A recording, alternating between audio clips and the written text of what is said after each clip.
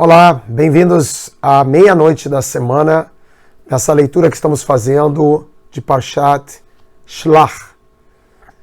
Essa leitura nos traz para uma narrativa em que o povo está ali próximo já da entrada, né, depois de um pouco mais de ano da saída do Egito. Eles estão próximos das fronteiras da Terra Prometida. E nós vamos ter aqui um percalço, um incidente que é conhecido como o incidente dos espiões. Eles estão ali por entrar na terra e aparece essa demanda por enviar espiões à terra. Moisés vai checar com Deus se essa seria uma providência adequada. E Deus diz, literalmente, faz o que você quiser, né? E a ideia aqui, obviamente, é poder conhecer um pouquinho da realidade dessa terra, né? Esse é o lugar, digamos assim, literal, né? Eles vão em busca de informações sobre as coisas, né? As riquezas da terra, etc. E conhecer, obviamente, também todas as questões ligadas a militares que estariam ali envolvidas, uma vez que eles encontrariam talvez resistência nessa chegada, etc. Essas coisas estão ali todas colocadas. Nós vamos aqui para o nosso plano de leitura, onde a gente vai tentar esmiuçar essa história dentro daquela narrativa nossa sobre esse platô que é o deserto, o livro de Bamidbar. Nesse platô simbólico, metafórico, o que representam esses tais espiões que a história vai trazer? Qual é o percalço, qual é o incidente? O incidente é que eles, ao invés de trazerem notícias que viessem a fortalecer o ânimo, né, fossem informações que encorajassem esse movimento de entrada na terra, eles demonstram ali uma espécie de falta de fé, ou de certeza, né, e trazem uma visão negativa daquela terra. Não em relação aos seus produtos, né, ali você tem essa apresentação de que é uma terra halav, né, cheia de halav udvash, do leite e do mel, portanto uma terra muito próspera, e também uma terra, né, que as frutas, é aquela imagem bíblica, né, do fruto da vinha sendo carregado por duas pessoas, tão grande era, né, tão fértil a terra. Então a notícia sobre a terra e sua prosperidade é grande. Ao mesmo tempo, eles dizem que lá existem gigantes, que as cidades são muradas, fortalecidas, e que eles eram, aos olhos desses gigantes, desses habitantes da terra, como gafanhotos, como insetos, como nada. Então, esse episódio, que é um episódio, é uma crise profunda dessa caminhada do deserto, ela é para nós um elemento importante para a gente fazer uma leitura simbólica, metafórica aqui do que a gente está abordando nesse episódio. Então vamos fazer nosso movimento aqui de transferência para esse espaço de significados. O que são espiões? Né? E o texto é bem claro, porque eles são convocados a latur et haaretz. Esse é o verbo usado em hebraico, né, que, por incrível que pareça, se assemelha latur, de fazer um turismo. Mas existe uma diferença muito grande entre turismo e espionagem. Né?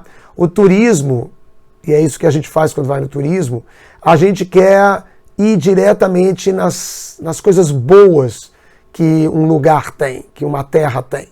Então a gente sempre está olhando lá na internet 10 coisas para fazer naquele lugar, 10 mais bem votadas atrações turísticas que existem num lugar. Então você vai direto às coisas boas que existem naquele lugar. E você não vai visitar coisas ruins, né? Você não fica procurando os defeitos da cidade do Rio de Janeiro, né? Os lugares onde tem problemas, os lugares onde tem, né? Onde não só né? Existem questões urbanas, questões, né? Que são feias, lugares mais feios. Você vai buscar o que é bom. Um espião ou uma espionagem está tentando olhar o contrário, está tentando olhar o que tem de fragilidade, quais são as vulnerabilidades que tem o outro lugar, né, com essas intenções aí de ataque, de produzir um mapa das fraquezas, né, do seu oponente, do seu inimigo. Mas, na verdade, aqui existe um claro apontamento sobre esse esforço de ir na Terra futura, né, de conhecer uma terra que você não adentrou ainda, né?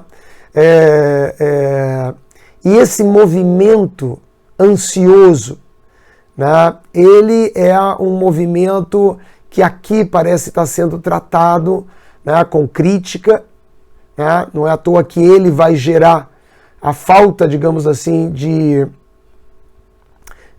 fé daquelas pessoas que trazem uma má notícia, e isso impacta muito o povo e faz eles ficarem desestimulados, amedrontados desse enfrentamento que eles teriam que fazer. Isso acarreta o momento em que Deus determina, então, que eles não estão prontos para entrar na Terra Prometida, e dali vem a tal ideia de que eles vão ficar por 40 anos no deserto. Então tem alguma coisa muito séria que esse incidente está provocando. Ele né, uma simbologia dessa necessidade que o ser humano tem de se adiantar, essa ansiedade que a gente tem de se adiantar para conhecer em terras futuras o que vai acontecer conosco. Se essa é uma estratégia que muitas vezes, para você pensar, né, quais serão os seus movimentos, como é que você vai se comportar, né, com o futuro, esse é um movimento muito comum no ser humano, né, a capacidade que nós temos de raciocinar, de antecipar, né, projetar etapas, e que é uma qualidade, uma potência do ponto de vista adaptativo, em que você pode prever certas situações. Por outro lado, nessas condições de platô, nessas condições de rotina, isso estabelece uma crise, isso estabelece um problema, e é sobre ele que nós vamos falar. O que é que existe no nosso platô de vida? Lembrando que o platô de vida é essa fase madura de um ser humano, né? Não é nem a juventude, não é nem a velhice, é esse tempo onde a nossa biografia verdadeiramente se escreve. Qual é o temor, qual é a preocupação que nós temos que nos faz o tempo todo produzir essa tentativa de criar espiões? Qual é o movimento interno que faz com que a gente esteja buscando saber o que tem ali no futuro para poder então fazer nossos planejamentos no presente? Para responder essa pergunta, eu acho que a gente tem que ir justamente para a questão do sustento. É a parnassá, o sustento de um ser humano no platô, que é o trigger, que é aquilo que está o tempo todo produzindo pensamentos espiões. Uma vez eu li em certo lugar que não sei quantas mil vezes por dia, né, a pessoa tem um impulso, um pensamento sobre comida. Né? Não eram milhares, eram acho que em torno de 800 vezes, assim, mais ou menos, que você pensa em comida. Né?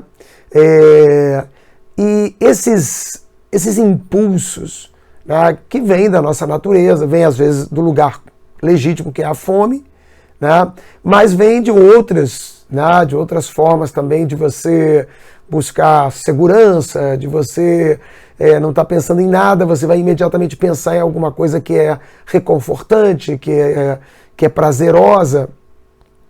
Então, e esses gatilhos, né, eles produzem, eles vão se tornando um hábito, eles vão se tornando um vício. A gente tem isso com o telefone, a gente tem isso com qualquer coisa que você pratica e exagera no uso, acaba criando uma condição para o seu cérebro, em que o cérebro vai ficando muito padronizado, faz esses movimentos de gatilho automático. Né? Isso existem vários fatores, digamos, cerebrais, inclusive na dor.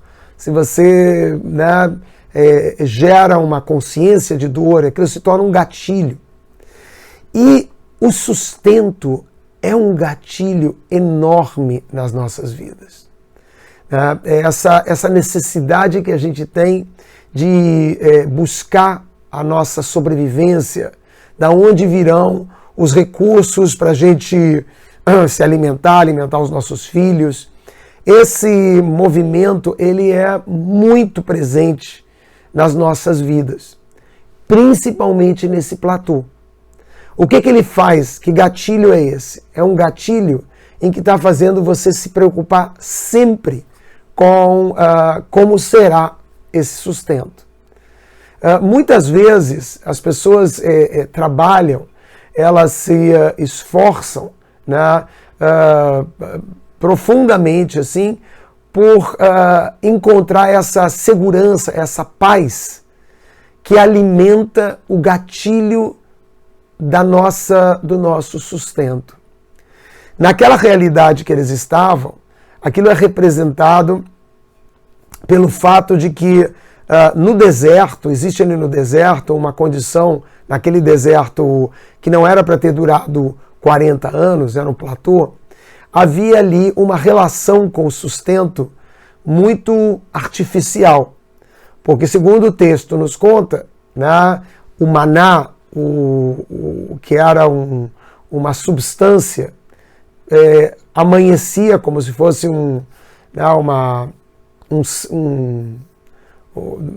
durante a noite, o sereno da noite repousava como uma forma de substância e as pessoas se alimentavam. E a ideia que a tradição traz é que nesse período do deserto as pessoas estavam totalmente garantidas, mantidas, né, por uma estrutura que era provida diretamente por Deus. E elas não tinham que fazer esse esforço, que era o esforço de pensar na sua subsistência, na sua parnassá, no seu sustento. E vejam que é um pouco simbólico aqui dessa condição paternalista, maternalista, né, que a gente tem quando a gente não inicia as nossas caminhadas, quando a gente não faz as nossas, né, a gente não tem a nossa autonomia e a gente vive ou sob o teto dos nossos pais, ou você tem às vezes por nascimento condições onde o sustento não é um problema, não é uma questão. Obviamente essas são pouquíssimas pessoas, mas existem essas pessoas que vivem essa experiência. Mas para a grande maioria das pessoas, quando a gente entra nesse platô, a gente fica muito assustado com o sustento. Isso não é uma coisa pequena. Muitas vezes, né, nós que estamos ali fazendo lá aquele projeto Materialistas Anônimos, né, não estamos fazendo ali como para desdenhar as pessoas, como se as pessoas fossem pessoas pequenas, fracas, que caem, digamos assim, nessa sedução da materialidade. Essa sedução da materialidade, ela é muito real para todos nós.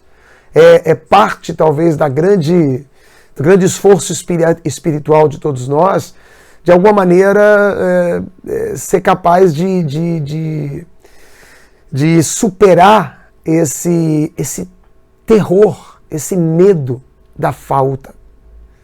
E é sobre ele que essa leitura está falando, né? Como que você estabelece uma relação com o futuro, onde você vai fazer uso dos recursos, óbvio, digamos assim, cognitivos, intelectuais do ser humano, que conseguem fazer modelos e projetar para o futuro, mas quanto dessas projeções são realmente recursos, né, para obter resultados objetivos? Quantas vezes isso é totalmente subjetivo? Isso é totalmente marcado não por um projeto, né, que tem ali uma objetividade do que você quer alcançar, mas aquilo simplesmente é a subjetividade que ela interfere com a sua paz, com o seu presente, e ela, como um gatilho, te joga o tempo todo para latur et haaretz, fazer essa prospecção da terra futura, mas não com aquele objetivo positivo que seria talvez do turismo, né? Um turismo que vai lá para poder, de alguma forma, né, trazer recursos para o presente. Não, vai lá por um objetivo negativo, que é o medo do sustento, um medo que somos condicionados e que dirige as nossas vidas de uma maneira absurda. A gente às vezes nem se dá conta do quanto isso está presente nas nossas ansiedades, nas nossas preocupações. Então, é interessante o que o texto está provocando aqui como reflexão, né? Primeiro ele pergunta se você precisa mandar esses espiões, né? O termo em hebraico é shlach lecha, né? Não é quando ele pergunta, né, para Deus se manda, né? A resposta é shlach lecha, manda para você. Você está fazendo isso para você. É como se estivesse tirando isso do lugar de suposta objetividade. Estou fazendo isso para que isso possa me levar a ser mais eficiente na relação com os problemas, as questões que eu tenho adiante de mim. Não. É shlach lecha. É alguma coisa que é referente a si mesmo, né? A gente tem uma similaridade com, em Gênesis, o título de uma das parshiot, né, dos textos da Torá, é o Lech Lecha, que escuta Abraão para sair da sua parentela, da sua cultura, em direção à terra que seria uma nova terra, uma terra de maturidade, uma terra que ele iria literalmente construir na sua caminhada. Ali tem isso, Lech Lecha, vá a você. Aqui tem Shlach Lecha. Tem aqui um convite, né? Mande para você. Mande se você quiser. Mande se isso atende a você. E está tirando do lugar objetivo. Né? Quer dizer, manda porque é uma boa ideia. Manda espiões porque é uma boa ideia. Não, manda se você precisa disso. né, está referenciando de uma tal maneira no próprio indivíduo. Se isso é importante para você, né, e você faz esse movimento. Mas ele é um movimento que pede por uma percepção de que aquilo está evocando não só o mundo do futuro, o relevo e os detalhes e as informações do mundo do futuro. Aquilo está demandando de você perceber o relevo interno, né? Como são as informações internas, o que acontece dentro de você, que você tem que fazer essas prospecções de tanto em tanto ou com muita frequência, como normalmente é o caso. Então, toda vez que a gente vai fazer esse uso dessa capacidade aparentemente de raciocínio, mas a gente nunca sabe se é de raciocínio ou de racionalização, né? Em que a gente vai, às vezes, buscar elementos no futuro para nos assegurar de alguma coisa, né? Para montar uma narrativa. Em vez da gente tentar se tornar mais ali, né? com a cuidar da realidade, portanto, se tornar mais expert, cuidadoso nos detalhes. É isso que você deveria fazer em relação ao futuro. O que você vai fazer no futuro? Você está indo para buscar, então, informações que podem, né, fertilizar, alimentar o seu presente? Tudo bem, mas elas têm que ser num âmbito objetivo, de uma racionalidade sobre esse modelo, essa prospecção. Se não for o que normalmente costuma ser, ela vai se encher de subjetividades. E ao fazer isso, o que você vai colher da Terra futura são preocupações, são negativismos. É exatamente o que esses espiões trazem.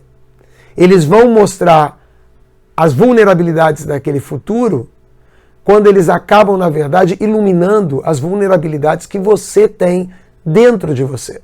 Por isso, Shlach Lecha, envia para você, se você precisa. Para que isso te atende? Fica esperto, fica ligado de que tem alguma coisa em que isso está te atendendo e não necessariamente atendendo a objetivos ali, reais, verdadeiros, como um instrumento para que você possa lidar da melhor forma possível com o futuro. Muitas vezes não é. Muitas vezes é esse medo, é a evocação do medo do sustento. É esse pecado, é esse erro, né, esse equívoco absoluto que faz a gente ficar tão apegado às coisas. Coisas que às vezes a gente passa pela vida inteira e nem usa, mas a gente está apegado a elas por esse vínculo com esse medo. E sempre, todas as nossas preocupações, né? Se, por exemplo, a gente muitas vezes conecta a ideia de que os anjos trazem bênçãos, os anjos têm uma missão, né? Todas as vezes que você faz que os nossos espiões visitam o futuro, se você não tiver com esses espiões muito claramente comprometidos com objetividades, o que esses espiões trazem do futuro são o medo do futuro. Um medo que atrapalha principalmente o sustento, porque o sustento depende, depende obviamente da realização no presente. Então, se você traz do futuro vírus, uma série de vírus que são eles não existiriam no presente. Tal como aquelas camadas que agora estão com medo de que o derretimento de gelo vai liberar vírus que não estavam na atmosfera, que são desconhecidos, né? Da mesma maneira, você tem que tomar muito cuidado porque o futuro é cheio de vírus. E quando você prospecta o futuro e os seus espiões vão ao futuro e voltam, é muito comum eles estarem totalmente contaminados. E essa contaminação, ela provoca efeitos, são ruídos importantes na vida das pessoas. Se você tiver esse gatilho cada vez mais atiçado, cada vez mais viciado, atrapalha muito a vida das pessoas. Né? E as pessoas vão criando esse mecanismo, que é um mecanismo de uma insegurança corporificada, uma insegurança que vai trazer desvios de toda ordem, excessos, apego material, ou que paralisa você, fazendo com que você perca a proatividade. Então, a gente tem que ficar muito atento. Essa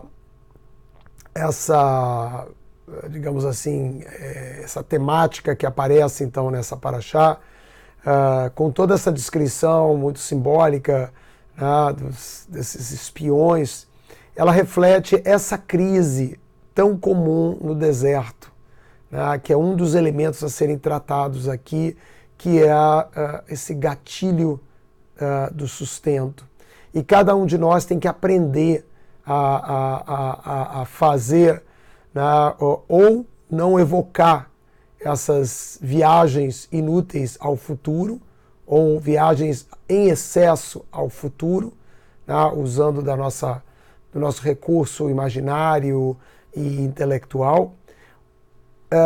Mas a gente tem que aprender, se for ao futuro, tem que aprender a trazer aquela que foi a mensagem positiva só de dois dos espiões, né, que foram Yoshua e Caleb, que eles entram nessa terra com clareza de que essa terra não era só o que eles veriam, não era só o panorama externo, mas era o panorama interno. Daí o Shlach Lecha, é esse panorama interno. É o que na tradição judaica muitas vezes a gente chama, né, de Artsiut, né, que é o território, né, de Eretz, da terra. Não é o território só que você vai olhar. Quais são as lentes? Qual é o território que você traz, né, quando você faz essas incursões? E aqui a gente tem esses elementos, né, muito claros, muito bonitos aí, né, que são, por um lado, o exagero do desejo. Então, o mel e o leite, né, as frutas gigantes, né, aquilo que né, que deixa a gente com água na boca, o desejo, né, em relação a esse futuro. Mas em contraposição a isso, existe essa construção de que os outros são gigantes, né, que os obstáculos são intransponíveis e que nós somos insetos aos olhos desses gigantes. Né? Então, assim, isso não é uma coisa, não é uma leitura que está sendo feita da realidade externa, mas está sendo projetada ou está sendo transparente, na verdade, uma realidade interna. E o futuro tem esse perigo, né? Porque a gente parece que a gente põe aqueles óculos, né? E a gente vai com o nosso imaginário lá no futuro, mas você tem que tomar muito cuidado, porque o futuro não existe. E exatamente porque ele não existe, há uma interferência da Artsiut, da territorialidade interna que você traz. O cenário do futuro não é só um imaginário em que o intelecto tenta produzir as peças mais fidedignas do que comporiam o futuro para você ter um bom modelo. Junto, né? Por isso que ele vem engatado com vírus, porque dele saem também vírus internos, porque existe uma territorialidade, uma maneira, uma propensão a enxergar esse futuro que interfere com a qualidade da construção desse modelo. Então, quando evocarmos isso, e que para o ser humano é muito recorrente e a gente tem que botar um filtro nisso. Não prospecte demais o futuro. É alguma coisa que a gente tem que aprender, né? Que quando a gente quando começar esse gatilho, né? Você tem que aprender a desmontar ele, né? Tirá-lo, porque ele não está, né? Esse é o engano, é o equívoco, né? Ele não está atendendo você como um recurso prospectivo. Ele está vinculado a um medo que habita nesse futuro. Ele não habita no presente, porque o presente você pode às vezes estar suprido e, portanto, o sustento está dado. O vírus e o medo estão no futuro. Então, não vá ao futuro. É meio parecido, às vezes eu recebo pessoas que me trazem questões que elas dizem que são do outro mundo, são do além. As pessoas vêm com alguma versão de algo que está acontecendo na vida delas, que parece que tem características de alguma coisa fantasmagórica, que vem de uma dimensão espiritual, do espírito, etc. E eu sempre chamo a atenção delas, cara, por que você vai fazer isso? Por que você vai prospectar o mundo vindouro, né, ou o mundo do além, se você ainda não prospectou todas as possibilidades desse mundo daqui, das coisas daqui? Então a gente já vai correndo para fazer esses modelos imaginários que incluem conceitos espirituais, supersticiosos, religiosos, sem ter antes exaurido toda uma prospecção das coisas que são evidentes desse mundo, dessa realidade que você tem como cognitivamente, intelectualmente observar. Por que você faria isso? Não adentra o oculto, porque ele traz essa mesma artsiut que o futuro, nas suas prospecções, tem. Ela traz a territorialidade sua para dentro desse cenário futuro. E ela confunde, ela atrapalha e ela não te ajuda como um recurso objetivo. Aqui está nosso apontamento no meio do deserto. Cuidado com mais essa miragem, que é a capacidade de fazer incursões, espionagem do futuro para trazer as supostas informações privilegiadas que, na verdade, atrapalham a sua caminhada. Até a nossa próxima meia-noite da semana.